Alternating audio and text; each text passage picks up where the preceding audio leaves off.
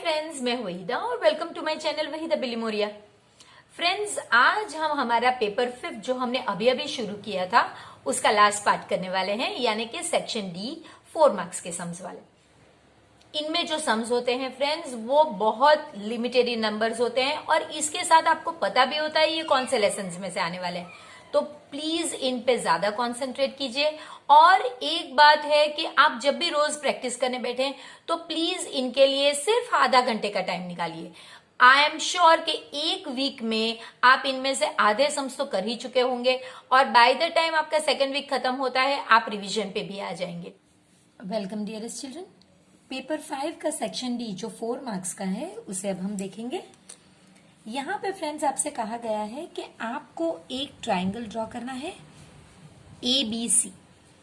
अब देखिए आपको ये एंगल का ध्यान पहले रखना होगा, तो B यहाँ पे आएगा, ये 60 डिग्री है, तो नेचुरली ये A और ये C है, तो AB आपका जो है ये 5 सेंटीमीटर है और BC आपका 6 सेंटीमीटर। इस तरह से पहले आपको एक ट्राइंगल कंस्ट्रक्ट करना होगा। इसके बाद फ्रेंड्स आपसे कहा गया है कि आपको एक दूसरा ट्राइंगल यहाँ पे 3/4, तो देखिए 3/4 एक प्रॉपर फ्रैक्शन है, यानी कि जो नया ट्राइंगल बनेगा ये स्मॉल बनेगा। अगर वो इम्प्रॉपर फ्रैक्शन होता तो वो बड़ा ट्राइंगल बनता, यानी कि ओरिजिनल से अंदर बनेगा। और यही आपको स्टेप्स ऑफ कंस्ट्रक्शन इसके बताने हैं। तो जब हम इसे ड्रॉ करेंगे फ्रेंड्स, तो हमें एक रफ डायग्राम पहले ड्रॉ करना होगा जिससे हमारे कंसेप्ट थोड़े क्लियर हो जाए। तो चलिए शुरू करते हैं। जहां पे हमें बेस की जो साइड है वो 6 सेंटीमीटर चाहिए होगी। तो देखिए कुछ इस तरह से हम 6 सेंटीमीटर बेस ड्रॉ करते हैं और इसे हम नाम देंगे BC और ये 6 सेंटीमीटर होगा। इसके बाद फ्रेंड्स यहाँ पे मैं यही कहूंगी, भले ही हमें ज्यादा नहीं चाहिए, आपको इससे ज्यादा मेजर नहीं चाहिए क्योंकि वो जो बनेगा ट्राइंगल वो अंदर छोटा होगा, लेकिन थोड़ा इस तरह से आप बड़ा कर सकते हैं ये साइड को। इसके बाद आपको यही जो हमने कंपास यूज करते हैं यहाँ पे 5 सेंटीमीटर पहले 60 डिग्री ड्रॉ करना होगा पहले, सॉरी। सो हम पहले कोई भी एक आर्बिट्री मेजर लेंगे और उससे हम इस तरह से 60 डिग्री ड्रॉ करेंगे। अब इस 60 डिग्री पे हम एक इस तरह से रे बनाएंगे और ये रे पे हम 5 सेंटीमीटर का आर्क कट करेंगे। तो ये आपका हो गया 5 सेंटीमीटर का आर्क, तो ये हम कट करेंगे और ये हमारा होगा ट्राइंगल ABC। इन दो पॉइंट्स को ज्वाइन करेंगे। ये हमारा ओरिजिनल ट्राइंगल है फ्रेंड्स, जो हमने जो मेजर दिया था उसके बेस पे कंस्ट्रक्ट किया हुआ है। अब नया जो ट्राइंगल ड्रॉ करना है या कंस्ट्रक्ट करना है उसके लिए पहला स्टेप होगा कि आप B से 60 डिग्री का एंगल, देखिए आपको एक्यूट एंगल बनाना होता है, लेकिन अगर आप 60 डिग्री का बना देते हो तो वो एक्यूट भी है और एक्यूरेटली भी बनता है। तो आपने इस तरह से एक 60 डिग्री का एंगल बनाया और वहां से आपको सिर्फ इस तरह से एक लाइन बनानी है जो हमारा रे होगा। अब फ्रेंड्स हम देखेंगे हमारा जो फ्रैक्शन दिया गया है वो यहाँ पे, जैसे मैं लिखती हूँ हमेशा मैक्स DN, मैक्सिमम इस फ्रैक्शन में कौन सा नंबर है तो 4 है, तो आपको 4 आर्क्स सेम मेजर के बनाने होंगे। तो देखिए ये अगर मेरा मेजर है तो ये मेरा फर्स्ट आर्क है, सेकंड आर्क, थर्ड आर्क और ये मेरा फोर्थ आर्क है। तो मैक्स का मेरा काम हो गया। इसके बाद काम आया डिनोमिनेटर का। तो डिनोमिनेटर के लिए देखिए पहले यहाँ पे B1, B2, B3 और B4। तो डिनोमिनेटर है हमारा B4, यानी कि 4 है तो B4, उसे आपको C के साथ ज्वाइन करना होता है। तो देखिए मैंने इस तरह से मेरा जो डिनोमिनेटर है उसे C के साथ ज्वाइन कर लिया है। अब आपको न्यूमरेटर का काम पड़ेगा। तो न्यूमरेटर आपका 3 है, यानी कि हमारे केस में B3। B3 से आपको एक पैरेलल लाइन बनानी है B4C के।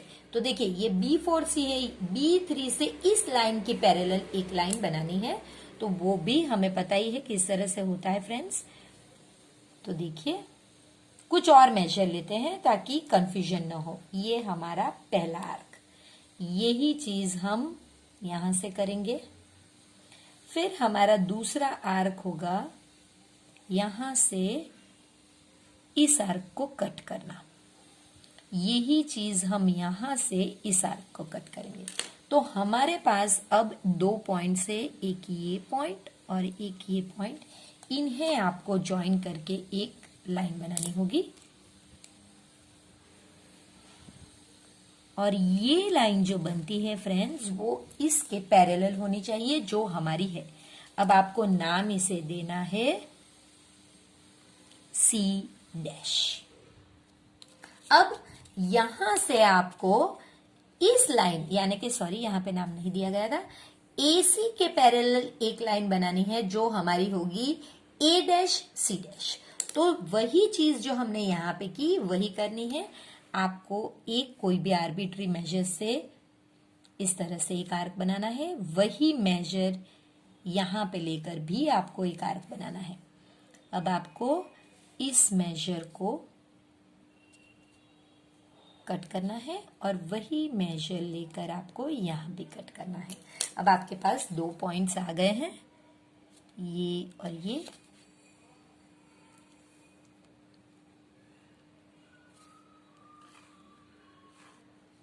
मैंने जानबूझ के रेड पेन ली है, ये आपका A डैश हो गया।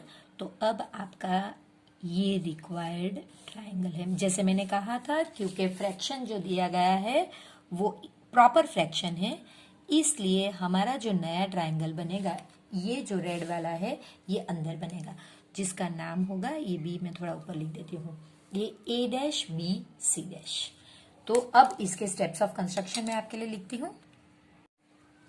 फ्रेंड्स हमारा स्टेप्स ऑफ कंस्ट्रक्शन इस तरह से कुछ होगा कि आपको ड्रॉ करना है पहले BC 6 सेंटीमीटर का, फिर पॉइंट P से आपको 60 डिग्री का एक आर्क बनाना है, और रे BM, उस रे BM पे 5 सेंटीमीटर पे आपका BA होगा, और वहां से आपको एक एक्यूट एंगल रे बनाना है B से, पॉइंट B से BY नाम का, देखिए BY नाम का।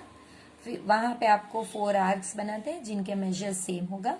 फिर B4 को C से ज्वाइन करना है और B3 C डैश को B4 C के पैरेलल बनाना है। फिर C डैश A डैश को CA के पैरेलल बनाना है, और जो ट्राइंगल हमें चाहिए वो अब A dash B C dash है, जो हमारा रिक्वायर्ड ट्राइंगल होगा। ये जो 35 के और में है, यहाँ पे फ्रेंड्स आपको सर्कल एक दिया गया है जिसका रेडियस 6 सेंटीमीटर है, और फिर उसके सेंटर से आपको 10 सेंटीमीटर अवे एक पॉइंट लेना है, और वहां से आपको इस ओरिजिनल सर्कल पे टेंजेंट बनाना है। ये सबसे बेसिक सर्कल और टेंजेंट का आपके लिए कंस्ट्रक्शन होगा। पहले हम इस तरह से एक पॉइंट बनाएंगे, देख लेते हैं यहां से अगर 6 सेंटीमीटर का नहीं होता है तो फिर आपको थोड़ा आगे चल के बनाना पड़ेगा। मेरे ख्याल से नहीं आएगा क्योंकि ये थोड़ा बड़ा कंस्ट्रक्शन है। वैसे हम नॉर्मली इसे आप ये पॉइंट को यहां ले लीजिए, ठीक है। अब आप 6 सेंटीमीटर का डिस्टेंस लीजिए क्योंकि सर्कल जो है उसका रेडियस 6 सेंटीमीटर है। हाँ ये ठीक है। तो देखिए ये 6 सेंटीमीटर का सर्कल है आपका, यहां से 10 सेंटीमीटर अवे, तो 10 सेंटीमीटर अवे आपको एक इस तरह से लाइन बनानी है फ्रेंड्स।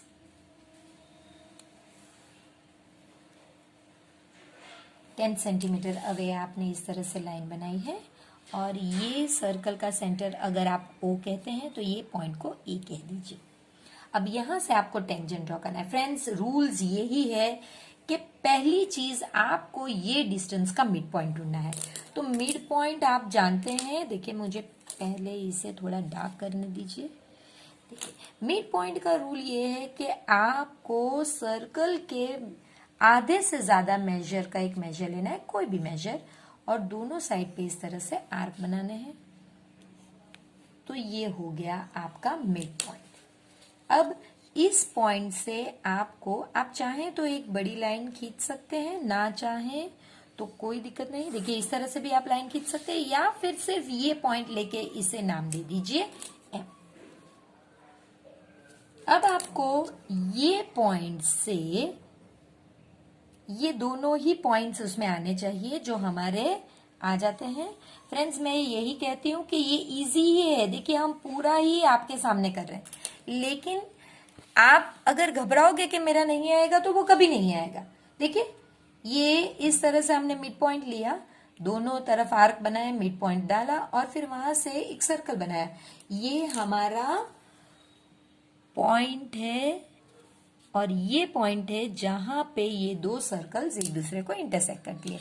आपको सिर्फ ये दो पॉइंट्स को, जो पॉइंट सर्कल के बाहर है, ये हमारी ओरिजिनल सर्कल है जिसका रेडियस 6 सेंटीमीटर है, और उससे बाहर ये पॉइंट था, तो इसके साथ आपको ये दोनों ज्वाइन करने हैं।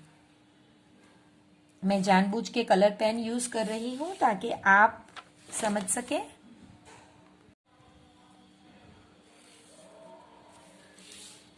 और फिर आपको ये पॉइंट को कंपलसरी सेंटर के साथ ज्वाइन करना होता है और वहां पे 90 डिग्री का एंगल बताना होता है।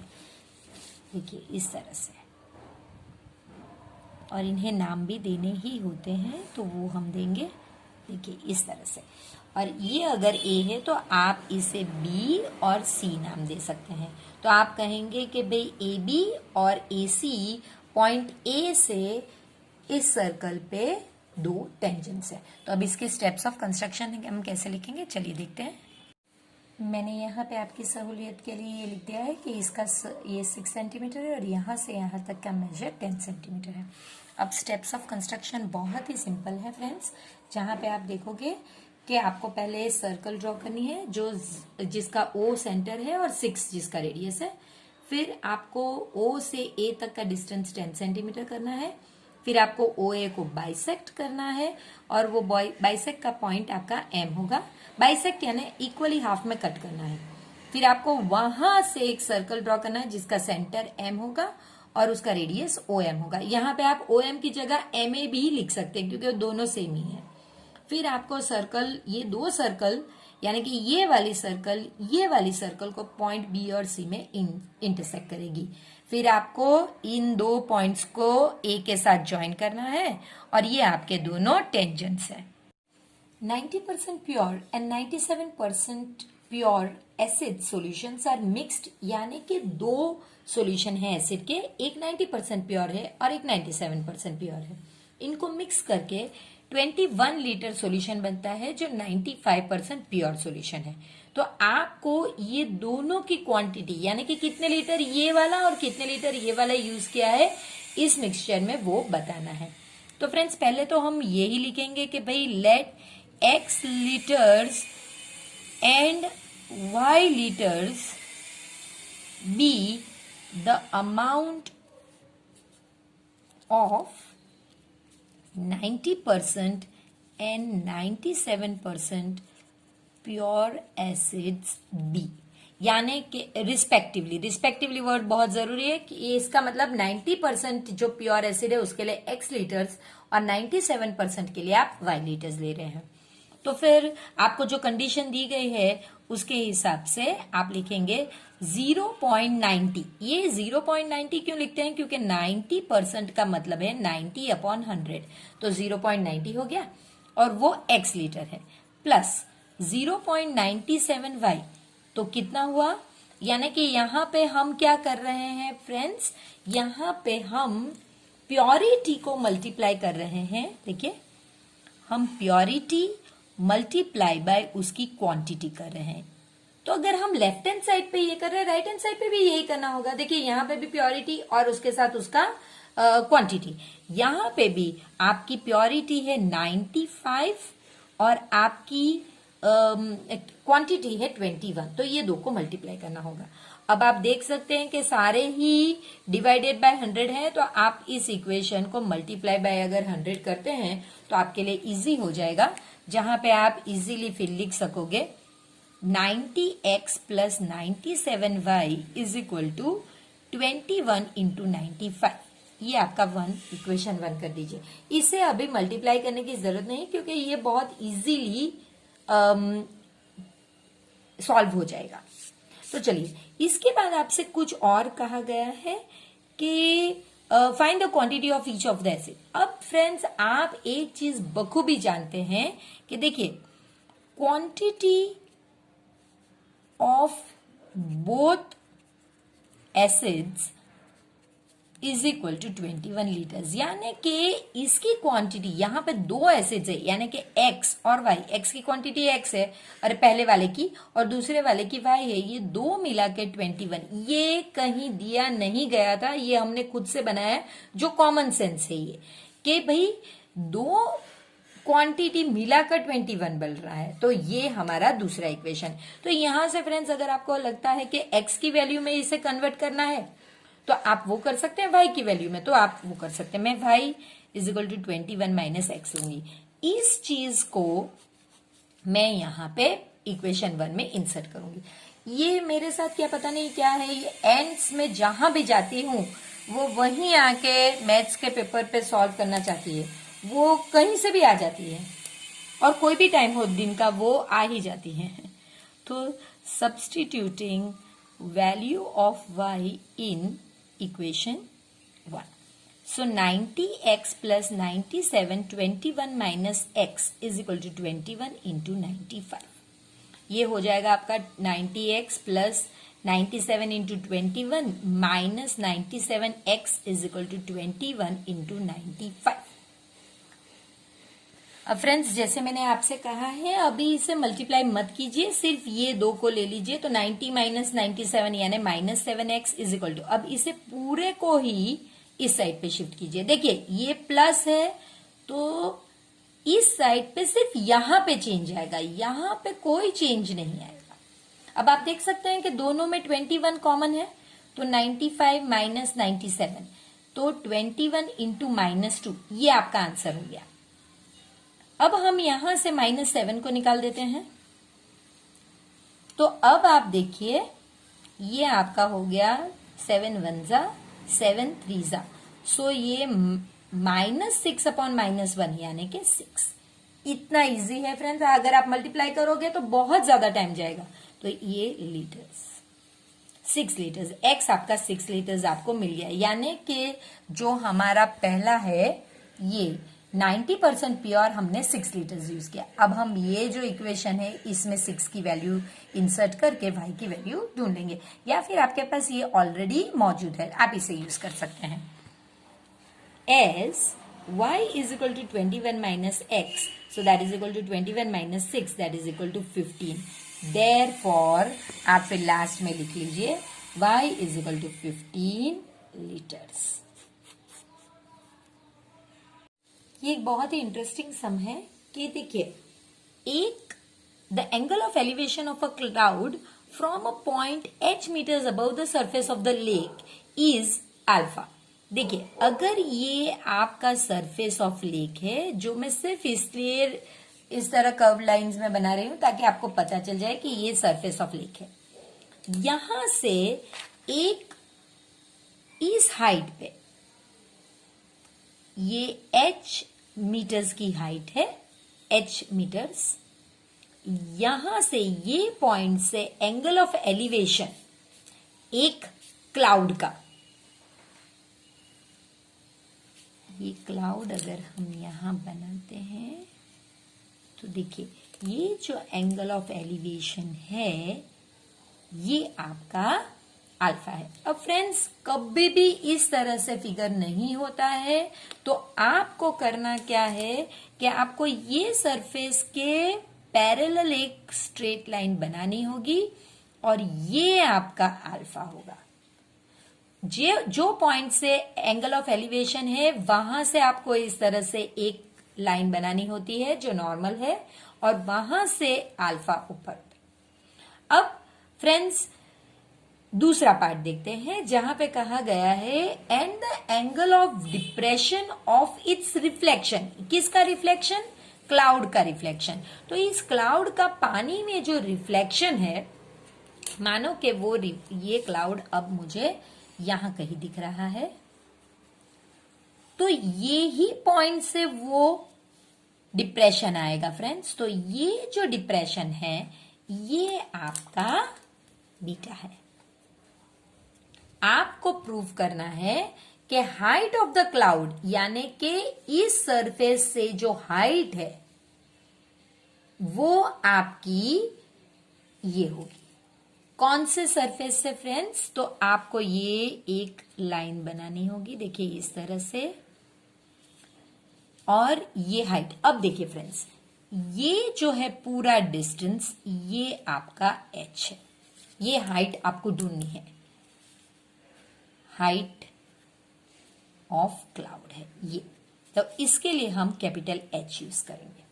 अब आप जानते हैं अगर ये h मीटर है तो ये भी h मीटर होगा। तो ये डिस्टेंस कितना होगा फ्रेंड्स? ये तो आपने इसे देखकर लिख लिया, तो ये कितना होगा? ये पूरा h में से जो स्मॉल h हमारे पास था वो, तो ये भी आपको मिल गया। अब फ्रेंड्स ये डिस्टेंस, ये जो डिस्टेंस है और ये डिस्टेंस, यानी कि सरफेस से, पानी के सरफेस से ऊपर जितना डिस्टेंस होता है पानी के सरफेस के नीचे भी उतना डिस्टेंस। तो अगर ये h है तो ये डिस्टेंस भी आपका h होगा। अब इन्हें सिर्फ नाम देना है तो वो हम पहले नाम दे देते हैं। कैसे नाम देंगे? तो चलिए ये आप पॉइंट्स को अलग पेन में देख लेते हैं।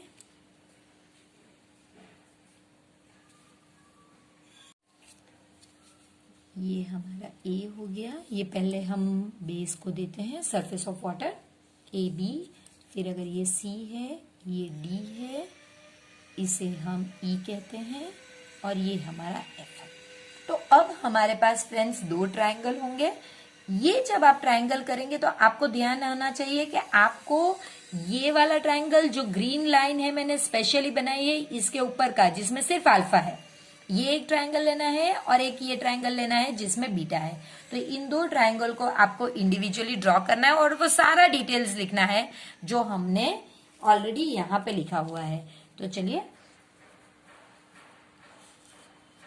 ये हमारा पहला ट्रायंगल है ई H minus H D C alpha, और यहाँ पे हम लेंगे ये वाला ट्रायंगल। तो ये हमारा हो गया इस तरह से बीटा C F और E, और देखिए यहाँ पे H प्लस H, तो देखिए H प्लस H। तो इतना डिटेल आपने ऑलरेडी लिख लिया है। अब फ्रेंड्स जैसे इन सम्स में होता है हमें करना क्या है, एक कॉमन लाइन ढूंढनी है। तो देखिए ये जो कॉमन लाइन है इन्हीं में दोनों के आंसर्स लाने हैं और इन्हें इक्वेट करना है। तो ये कॉमन लाइन और tan का यूज करना है नेचुरली। तो हम लिखेंगे कि भाई tan अल्फा, इसकी फॉर्मूला है ऑपोजिट अपॉन एडजेसेंट। तो ऑपोजिट हमारा DE है और एडजेसेंट हमारा CE। अब tan अल्फा DE की वैल्यू H माइनस H है और ये CE ही रखिए। अब इसे ऊपर ले जाइए, CE is equal to H minus H upon tan alpha. बस इतना करके आप छोड़ दीजिए और यही चीज यहां भी कीजिए कि tan beta is equal to, तो अभी ये देखिए ऑपोजिट अपॉन एडजेसेंट, लेकिन अब हमारा ऑपोजिट जो है वो EF है और एडजेसेंट हमारा CE है। तो tan beta is equal to EF हमारा H प्लस H और ये आपका CE। तो CE is equal to H plus H upon tan beta. अब आपके पास दोनों ही इक्वेशन CE में है तो आपको इन दो को सिर्फ इक्वेट करना है। तो वो स्टेप आएगा कि जहां पे आप सिर्फ इन्हें इक्वेट कर रहे हैं। तो H minus H upon tan alpha is equal to H plus H upon 10 beta. अब आप क्रॉस मल्टीप्लीकेशन कीजिए, इसे यहां पे और इसे यहां पे, तो आप लिखेंगे एच, मैं दोनों स्टेप एक साथ कर रही हूं, H 10 beta minus H 10 beta is equal to H 10 alpha plus H 10 alpha. अब आप एच जो है कैपिटल एच वाले को एक साइड पे लेके आइए, क्योंकि आपको उसी की वैल्यू ढूंढनी है। तो आप लिखेंगे H 10 beta minus H 10 alpha, ये वाला आपने यहां पे ले लिया और इसे यहां पे ले लेंगे। So H 10 alpha plus H 10 beta. अब आप इसमें से h कॉमन निकाल दीजिए और इसमें से भी h कॉमन निकाल दीजिए। So h 10 beta minus 10 alpha is equal to h 10 alpha plus 10 beta. अब इसे इसके नीचे ले जाइए, बस वो आपका लास्ट स्टेप होगा। h is equal to h 10 alpha plus 10 beta upon 10 beta minus 10। तो फ्रेंड्स बहुत इजी है, सिर्फ आपको मैथ्स के जो रूल्स है वो फॉलो करके इसे प्रूव करना है। फ्रेंड्स ये जो फेज कैप के बारे में कहा गया है, जो टर्क्स लोग यूज करते हैं, जो लोग टर्की में रहते हैं, is shape like a frustum of a cone. अब अगर वो कोन है और कैप है तो नेचुरली यहाँ पे वो छोटी और यहाँ पे वो बड़ी होगी। फिर उसमें एक टेसल आता है, लेकिन टेसल की बात यहाँ पे नहीं की गई है। टेसल यानी कि फुमता आता है। If the radius of the open side, यानी कि ये साइड ओपन है जहां पे आप उसे पहनोगे, उसका रेडियस आपको 10 सेंटीमीटर कह दिया है और अपर साइड जो छोटा है उसका 4 सेंटीमीटर कह दिया है। स्लैंट हाइट आपको 15 सेंटीमीटर दे दी है। आपको मटेरियल ढूंढना है फ्रेंड। इसे बनाने के लिए मटेरियल चाहिए, यानी कि आपको एरिया ढूंढना है। एरिया ही मटेरियल होता है। तो आपको एरिया में क्या चाहिएगा, एक तो कर्व्ड सरफेस इसे बनाने का, और ऊपर आपको एक छोटा सर्कल चाहिएगा। तो बस ये दो। फ्रेंड्स ये डाउट है मुझे कि इतना बड़ा क्वेश्चन, और सॉरी इतना 4 मार्क्स के क्वेश्चन में ये इतना सिंपल कैलकुलेशन वाला है, लेकिन फिर भी मैं आपसे कहूंगी कि आप इसे ट्राई करिए, क्योंकि छोटे यानी कि कम मार्क्स में भी ये क्वेश्चंस है, तो तब आपको काम लग सकता है। और अगर 4 मार्क्स में आता है तो आपके लिए तो अच्छा ही है। So area of cap is equal to CSA ऑफ फ्रस्टम। ये CSA है प्लस जैसे मैंने आपसे कहा कि ये वाला एरिया ऑफ सर्कल। अब आप इसे फॉर्मूला लगा दीजिए। देखिए ये आपका पाई R1 प्लस R2। अगर ये आपका R2 है और ये आपका R1 है, इन्हें भी फ्रस्टम की कैप पहननी है, तो ये, और इसके बाद सॉरी एरिया है तो L आएगा और यहाँ पे आपका पाई R स्क्वायर। अब फ्रेंड्स हमने इस फॉर्मूला में देख लिया कि H की हमें जरूरत ही नहीं, तो उसे ढूंढने की जरूरत ही नहीं। फ्रेंड्स अगर आपको कहा जाए कि भाई फाइंड द हाइट या वर्टिकल हाइट या ऐसा कुछ, तो ही ढूंढिए, वरना इसमें इसकी जरूरत नहीं है। अब सिर्फ वैल्यूज को आप इंसर्ट कीजिए। 22/7, 4 प्लस 10 और मल्टीप्लाई बाय L आपका 15 है, और यहाँ पे 22/7 और R जो है ऊपर वाला ही है, सो 4 इंटू 4। आप चाहें तो 22/7 कॉमन निकाल सकते हैं, और यहाँ पे से ये आप 14 इंटू 15 और ये प्लस इसका 16, ये प्लस इसके लिए और 16 इधर, तो आप 22/7 इन इसका आंसर 210 प्लस 16, तो ये आपका हो गया 22/7 इंटू 226, तो ये कैंसल नहीं हो। 710 2/7 सेंटीमीटर स्क्वायर। स्क्वायर इसके लिए कि हमने एरिया ढूंढा है, मटेरियल के लिए एरिया ही ढूंढना है। 39 जो है फ्रेंड्स, ये हमारे लिए बहुत इंपॉर्टेंट है। ये थियरम 6.1 है, जो हमें बेसिक प्रोपोर्शनलिटी थियरम भी जिसे कहते हैं, BPT, वो थियरम है। फ्रेंड्स यहाँ कहा गया है आपको कि a line is drawn parallel to one side, यानी कि एक ट्राइंगल है, इसमें कोई भी एक साइड की पैरेलल अगर आप एक लाइन ड्रॉ करते हैं जो बाकी की दो साइड को दो डिस्टिंक्ट पॉइंट्स में इंटरसेक्ट करती है, तो आपको प्रूव करना है कि ये लाइन सेम रेशियो में इसे डिवाइड करती है, यानी AD upon DB will be equal to AE upon EC. तो फ्रेंड्स, इसके लिए हमने जो गिवन है वो लिखा है और जो प्रूव करना है वो लिखा है। सिंपल इतना है कि अगर आप ये पैटर्न फॉलो करोगे तो आपको मैं गारंटी देती हूं कि 5 मिनट्स के अंदर ये पूरा थियरम मुंह पे होगा। आपको हर एक के लिए फिलहाल डायग्राम्स ड्रॉ करने हैं। आप एग्जाम में ड्रॉ करे ना करे ये आप पे है। देखिए, पहली बात कि हमने इस तरह से एक लाइन बनाई थी, तो हम ए बी सी और इसमें ये हमारे पॉइंट है डी और ई। अब आप ये बी और ई को ज्वाइन कीजिए और उसी तरह से आप डी और सी को ज्वाइन कीजिए। जो कर रहे हैं वही आप लिखिए प्रूफ।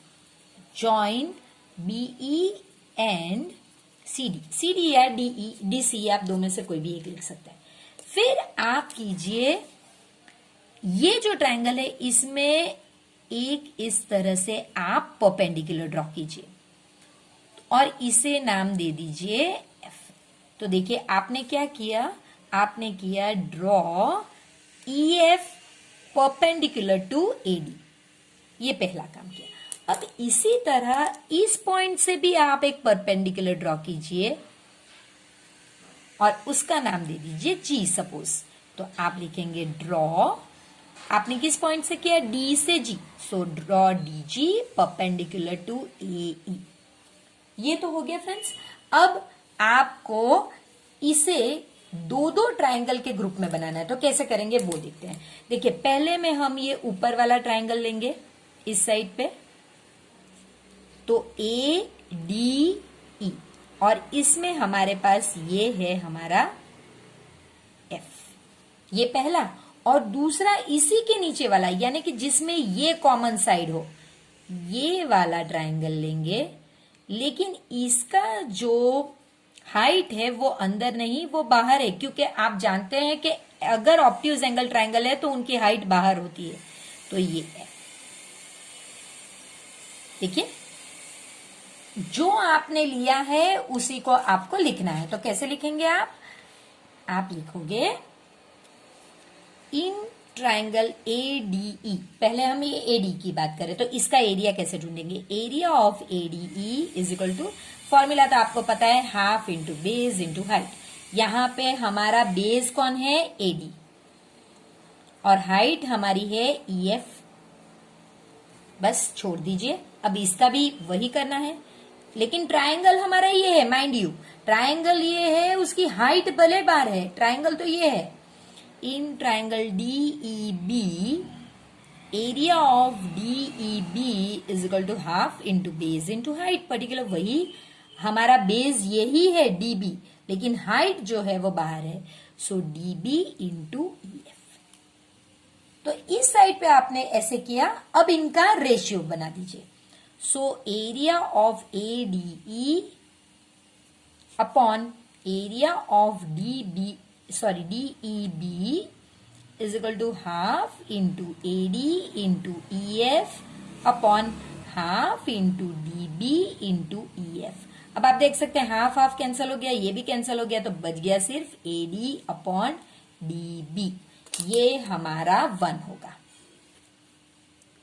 अब यही चीज आपको इन दो ट्रायंगल्स के साथ करनी है, ये वाला ट्रायंगल और इसके साथ ये वाला ट्रायंगल। तो वो ड्रॉ करते हैं। देखिए, ए डी ई, और इस बार हमारा जो हाइट है वो ये लेंगे। इसी तरह अब आपको ये वाला ट्रायंगल लेना है। देखिए, इसका नाम है डी ई सी और इसकी हाइट भी बाहर है और उसका नाम था जी।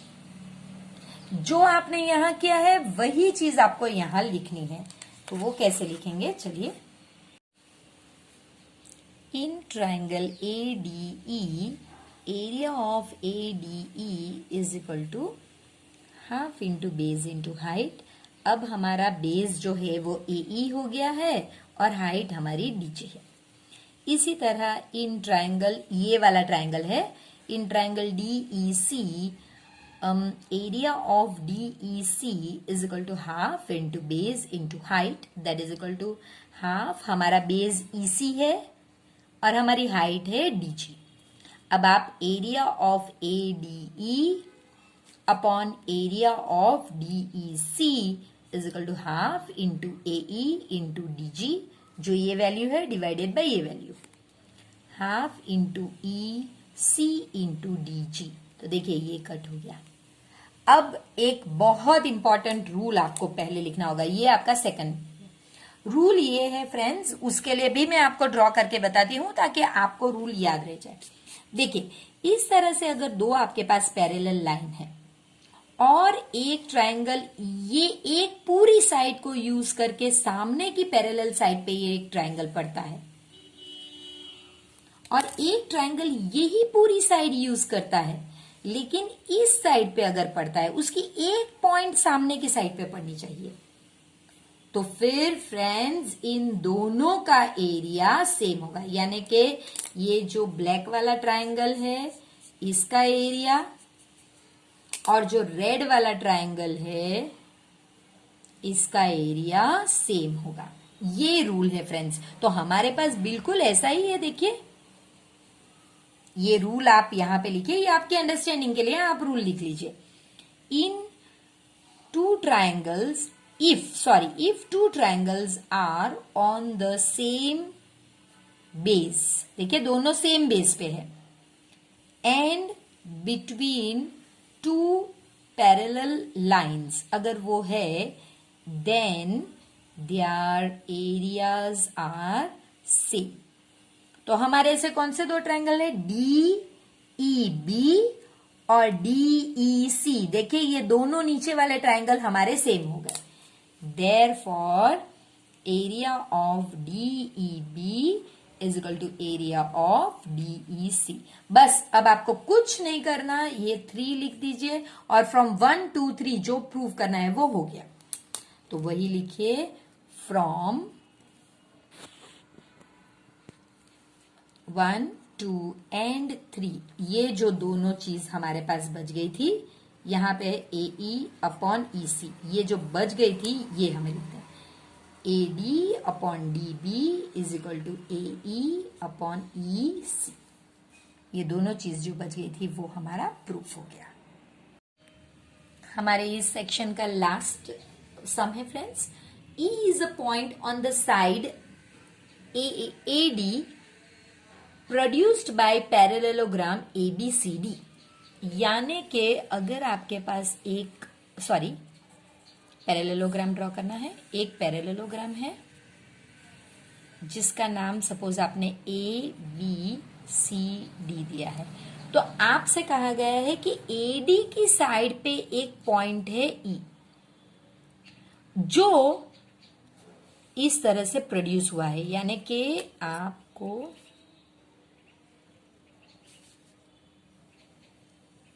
देखिए इस तरह से प्रोड्यूस हुआ है, ये आपका डायग्राम है।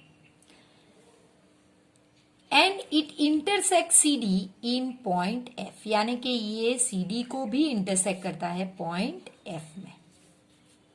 आपको बताना है कि ये जो दो ट्रायंगल है ABE, यानी कि ये वाला ट्रायंगल, और CFB यानी कि ये वाला ट्रायंगल, ये दो सिमिलर ट्रायंगल है, ये आपको बताना है। तो फ्रेंड्स सिमिलर ट्रायंगल के लिए हमें दो एंगल्स को सेम बताने होंगे। तो पहला तो हमें पता है, अगर हम ये पैरेललो की बात करें, पैरेललोग्राम में आपको पता है कि जो ऑपोजिट एंगल्स है वो सेम है, तो ये दो एंगल्स पैरेललोग्राम की वजह से सेम है, तो हमारे दोनों डिफरेंट ट्रायंगल्स के दो एंगल सेम हो गए पैरेललोग्राम की वजह से। फिर हमें पता है कि पैरेललोग्राम में ऑपोजिट साइड्स पैरेलल होती है, तो अगर ये दो साइड पैरेलल और ये ट्रांसवर्सल है, तो अगर ये एंगल और ये एंगल भी सेम हो गया, तो दो एंगल तो हमें मिल गए। बस इतना ही करना है ये सब में। तो चलिए लिखते हैं किस तरह से आप करोगे। आपको गिवन क्या है, तो आपको गिवन है कि E is a point on the side AD और produced by a parallelogram. ABC and BE intersects CD in F। जो आपने ऊपर देखा है वही करना है, और फिर जो प्रूफ क्या करना है वो भी मैंने आपको बता दिया कि भाई आपको प्रूफ करना है कि triangle ABE is similar to triangle CFB। अब फ्रेंड्स आप प्रूफ में लिखोगे कि ABCD जो मैंने बताया था वैसे ABCD इज अ पैरेललोग्राम। और पैरेललोग्राम का क्या मतलब है कि एंगल A यानी A सिर्फ A is equal to angle C। पर हमारे यहां ये जो एंगल A है ये एंगल DAB भी कह सकते हैं, क्योंकि हमारा जो ट्राइंगल प्रूव करना है उसमें है। और यहाँ पे एंगल इसे आप DCB भी कह सकते हैं। आप कह सकते हैं ये क्यों हुआ, क्योंकि बिकॉज ऑपोजिट एंगल्स जो ट्राइंगल में है वो आर इक्वल, वो आपको लिख देना है। चलिए ये आपका 1 हो गया। फिर आप दूसरा क्या करोगे, तो के AB is parallel to DC and EB is transversal. तो अगर ये ट्रांसवर्सल है तो therefore angle ABE is equal to angle BFC। ये दोनों क्योंकि ये ऑल्टरनेट एंगल्स है। Therefore from 1 and 2 by AA similarity, फिर आपको सिर्फ वही लिख देना है जो पूछा गया, triangle ABE is similar to triangle CF।